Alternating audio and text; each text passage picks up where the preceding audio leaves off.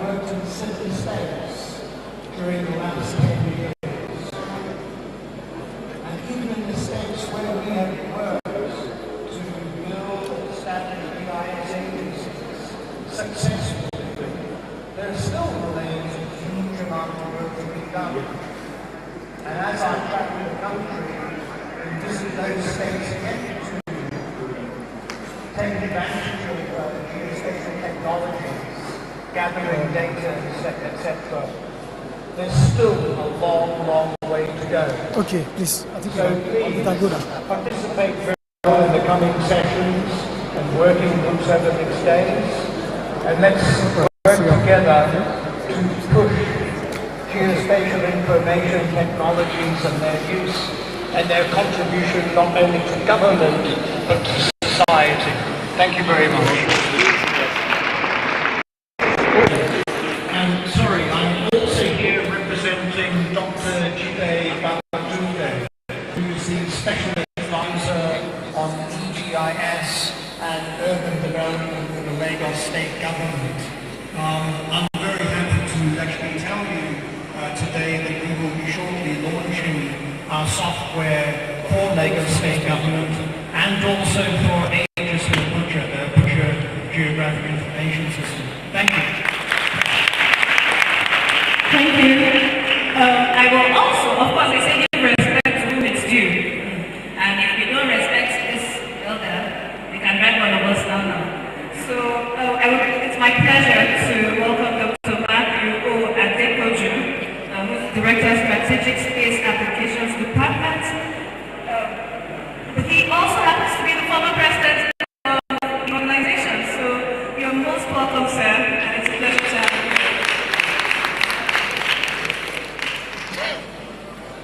Thank you very much, Madam MC. I would like to stand by the well-established protocol. That being said, events like this, an event like this, gladdens my heart because I had discussion with my president, Sobio Dr. and he recruited one course when I was handing over just 2 years ago, that the elders of GEOSON gave me a golden pen because we worked together, the head never broke. As you are holding the pen, please do everything humanly possible that the head will not break in your hand, and I pray. So when you see GEOSON wasn't stronger, better, and the prospect of better tomorrow, you can only be happy. And I'm so happy for what is happening today. I want to thank our father, Professor Akiede, who relentlessly is pushing us on the right path. I want to thank all the fellows. I want to thank the executive being led by our amiable president, Dr. Sobio Bishata. Thank you very much. Every participant, we are so grateful. And the elders, the guest speaker, Dr. Usman, those are the forerunners. He was the first vice president of GEOSON and the state chairman. We will pray and hope that with the acceptance and the waxing stronger of Geoinformation Society of Nigeria, God will take us to greater height. We have a role to play at global, continental, national, and local level. Thank you. Thank you. More grace to our elders. Thank you, sir. Moving on real quick, I'm happy to introduce our lead presenter. Just a quick background concerning him before he comes up. His name is Professor Olubenga Akinkeji Okunola. He meet our guest speaker today. Professor Ogunlola has a PhD degree in economic geology from the University of Ibadan, Nigeria, where he's currently a full professor and also the head department of geology. He has previously also BSc geology in Norway in 1992, a master's of exploration geology at Makerere University, Zaria in 91. He obtained professional proficiency certifications from the University of Oxford, England in 2016, and the British Geological Survey England in 2010. This one is capturing YouTube. He has 40 years experience as a geoscientist that straddles the public service, industry, academia, and has served as a special advisor mineral assessment to the Director General of the Nigerian Geological Surveys Agency, NGSA, from 2006 to 2013. He currently has the Mining Roadmap Implementation Strategy Team, the MIS team. He's also the coordinator of the Solid Minerals, Mines and Steel Technical Work Group for the development of the federal government medium-term National Development Plan 2021 to 2025. He's a former member of the board of Nigerian Extractive Industry Transparency Initiative, NEITI, a subset of the Global EITI, and chaired the technical committee of the board. He's also a member of the Minerals Subgroup of the United Nations Economic Commission for Europe, UNECE, an expert working group for the development of United Nations Framework for Minerals and Energy Resource Systems, the UNFC. He's a member of the African Union, AU, expert working group for development of African Mineral Resources Classification and Pan-African Resource and Reserve Code, AMREC. He's also a member of the African Union Commission Expert Working Group on Development of Policy Framework for Artisanal Mining and Mineral Governance in Africa. He's a board member of PANAF-GEO, the collaborative training initiative of the European Union GEOSurveys, and Organization of African Geological Surveys, OAGS. He has handled numerous consultancy assignments for international and local agencies and companies, including the African Development Bank, AFDB, and the World Bank Mine Diver Project. He currently has about 106 publications to his credit in many reputable journals, conference proceedings, book chapters, and has successfully supervised 9 PhD dissertations and over 30 MSc students' theses. He's currently the president of the Geological Society of Africa. He is the past president of the Nigerian Mining and Geosciences Society, president of the Geoscience Information and Research in Africa Network, GIRAF, and vice president for Africa, Association of Geoscientists for International Development, AGID.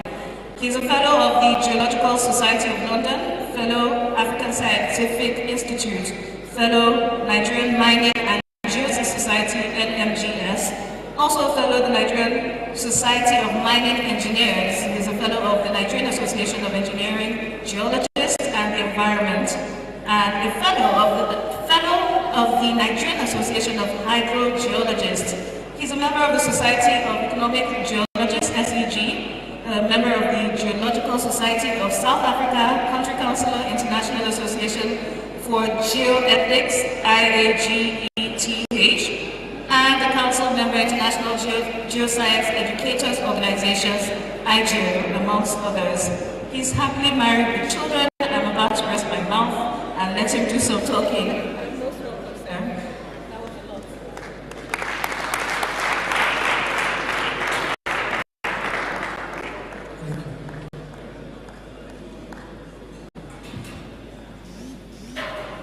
Thank you so much.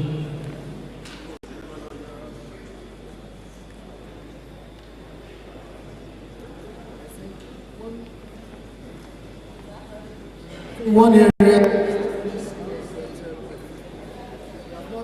the fact that the Geoscience Information Society of Nigeria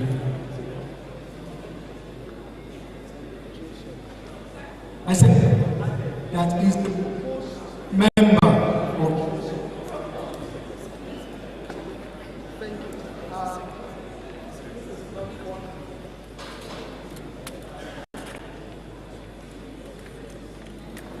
Hello.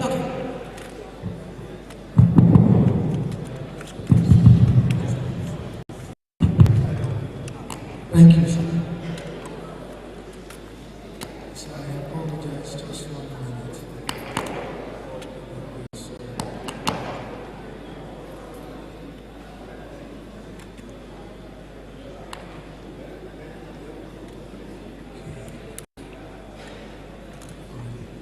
Yes, I asked for permission to go on. Yes, sir.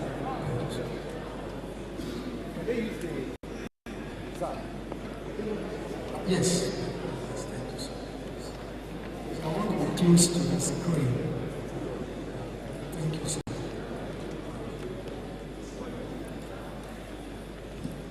When we weightlifter before.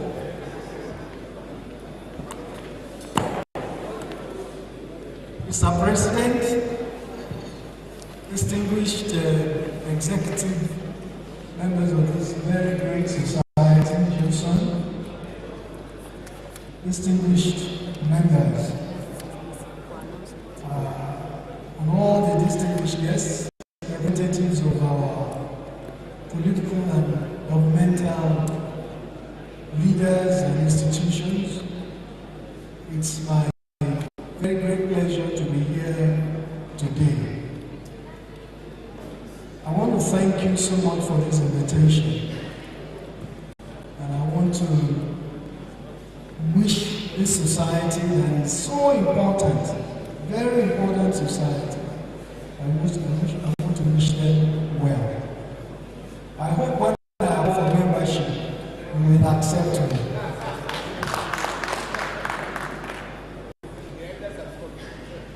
I want to say this without sounding either trying to be to boost the ego of the society. But please,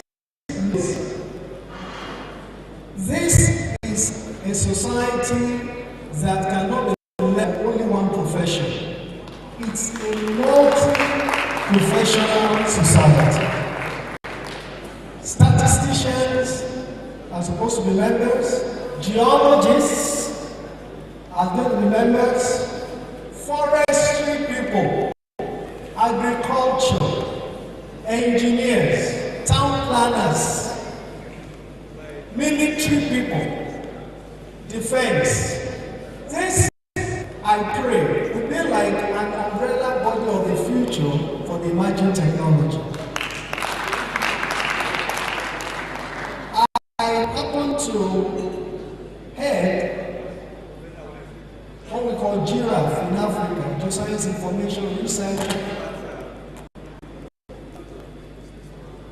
and Information Freedom. It was started by some Germans. Honestly, and I plead my ignorance, if I had known then that such an organization, and I was blaming him for this, or somebody that is the closest person to me, maybe in this society, you will have been playing a major role in Giraffe Network. But it's never too late, because from what I'm seeing today, society cannot be neglected when it comes to playing in Africa, and that's very important. We will put on the logistics and the communications will flow from now. What I'm going to do today is what you know. It's like I'm trying to preach to the content or trying to sell ice to the Eskimo. But nevertheless, this is not a specialized technical research paper. But this is going to be a kind of encapsulating why we are all here. What are we here for? What future does this thing we call geoinformation or spatial technology hold? Again, the future of every endeavor in the world is in the space. Space is the future, and future is space. In any area, whether in wars are not fought only by countries now, not on ground. A country can stay and then attack another country 1,000 kilometers away and will hit it. It is precision space technology.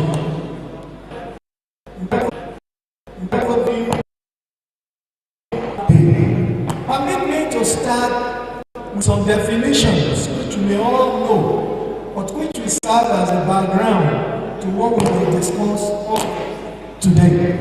Next slide, please. Whoever is there, you will help me. Thank you, sir. So, these are just definitions, and which we all know, but I don't want to assume again that we all know. So, in a presentation like this, it's important to start from the foundation. Geospatial technologies, of course, describes a range of modern tools that will contribute to mapping or geological mapping, analysis of the Earth and human society. To acquire data that is referenced to the Earth and use it for analysis, modeling, simulations, visualizations. It's an emerging field of study, including and GIS, remote sensing and GIS. It's like just an umbrella. A lot goes into this too. Next slide. So, remote sensing, which is basically object detection, observing an object, seeing phenomenon, using instrument-based technique without physical contact. Electromagnetic radiation serves as information carrier mainly, but the target of interest is the object, the seeing phenomenon, using remote sensors. It detects EM radiation, it qualifies it, quantifies it, records it in digital or analog form, transmits the recorded data to the ground, which is a receiving station. That's the basic principle. Every other thing goes into this. All the complexities, the technologies, the technicalities of the remote sensing goes into this. And of course, these are the culprits that help us to observe these things from space, the different computer systems, satellite systems, launched, and they are in hundreds. But these ones are orbiting around, which we all know. Next slide. Then the GIS, we are mentioned to, see GIS. So the GIS now is a computer-based tool for mapping, analyzing phenomenon exists and events that occur on the Earth. So it's an integrated set of hardware, software that's used for manipulation and management of spatial data. So we have the components of the GIS, hardware, software, data, methods, and people. Every other thing that comes under this GIS or to come under all these components. These are just the major components, the hardware, then the software, data, the methods, and then the people. There is no GIS without the people. There is no GIS without the data.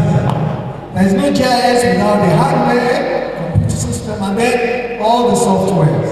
The next slide. So these are the GIS diagram, of course, which you know, spatial data, attribute data. Where do we get the data from? Primary source, we have the secondary source. The primary generated directly by observing the relevant geographic phenomenon, maybe through ground field survey or sensing. Secondary source, which includes existing information that have been collected before. For example, even our old topographic map. Next slide.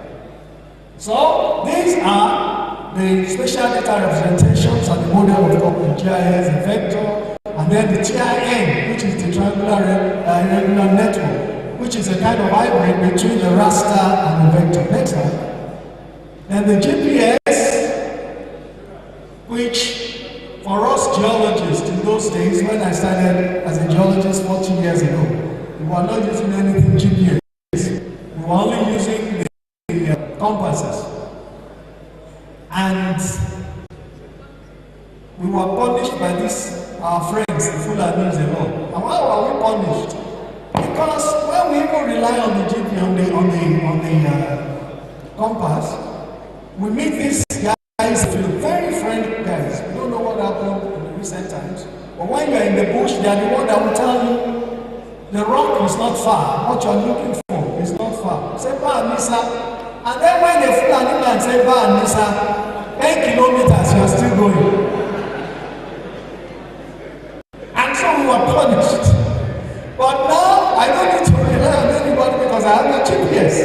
I can locate myself. Before, I have to use the topographic maps that was done by the Federal Surveys of 1966, flown by the Canadians, and we look at where the rivers are, where we have the corners.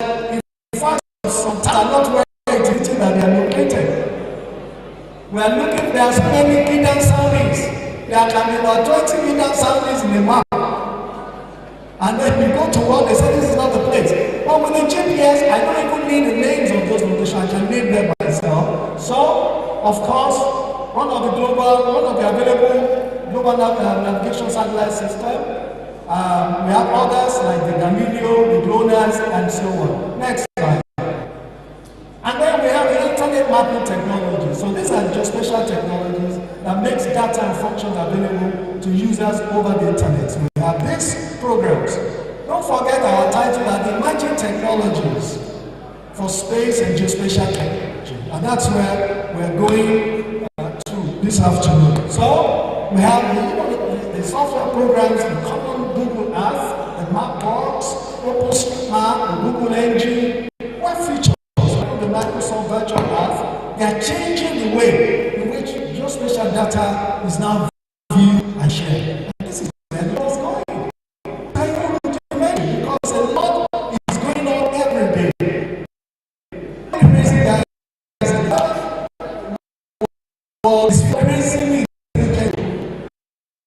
knowing tomorrow something has changed. A new software has come.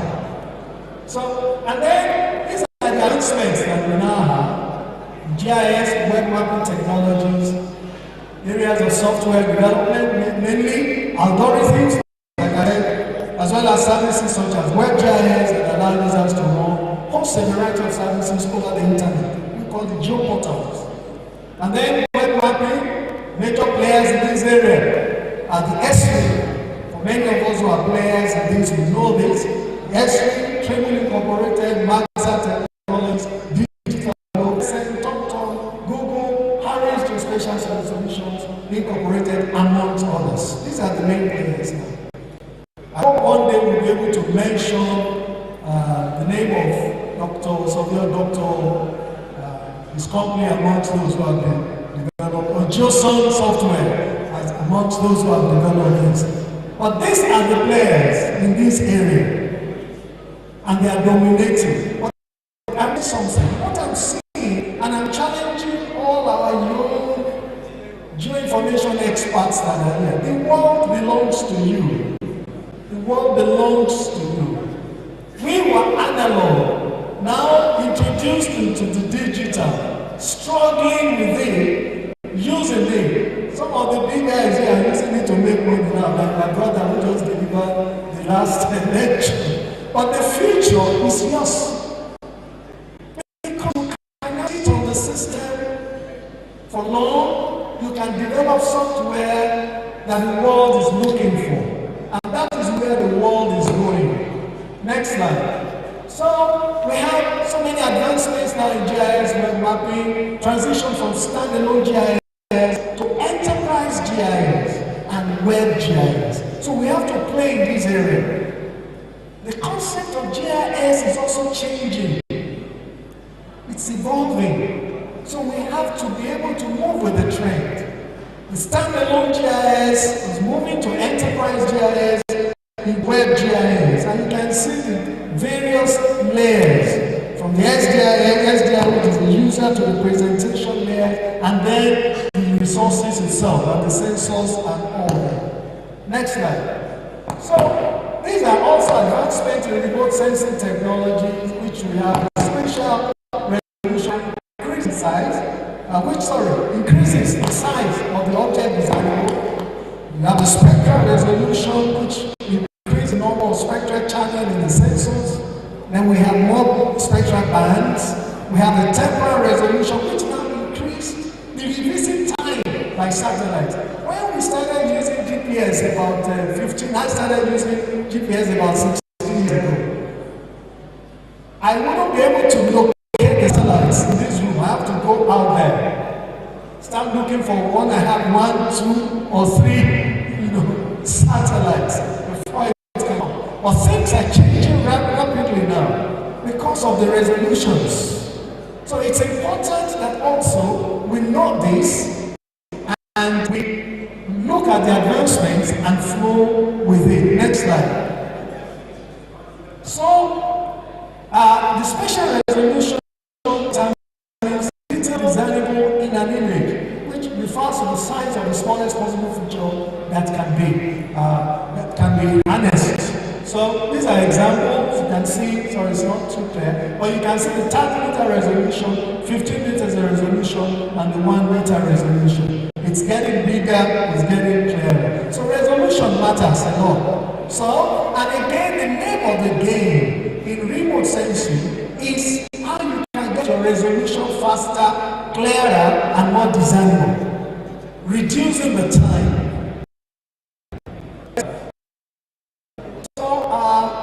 Of course, I've mentioned the temporal resolution, which is majorly applicable to satellite-based sensors. At the time it takes a satellite-based sensors to image an exact same area on the ground at the same view angle for the second time.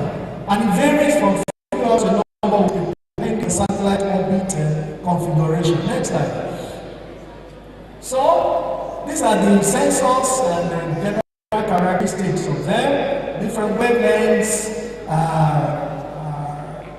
which defines, wavelength intervals. It defines the tunes, the spectral resolution, the narrow where the wavelength range of a particular channel or band in the network. Next slide. So these are the different characteristics of sensors and images. And we can see how the sensors, the radiometric resolution, describes the ability of the sensor to discriminate very slight difference in energy. And the higher the radiometric resolution of the sensor, the more sensitive it is to detecting small differences when we have reflected or emitted energy. The higher resolution, the more storage capacity that is needed, greater the information content.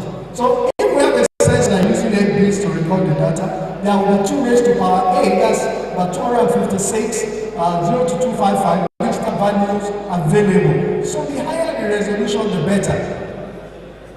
Next slide. So what are then the advantages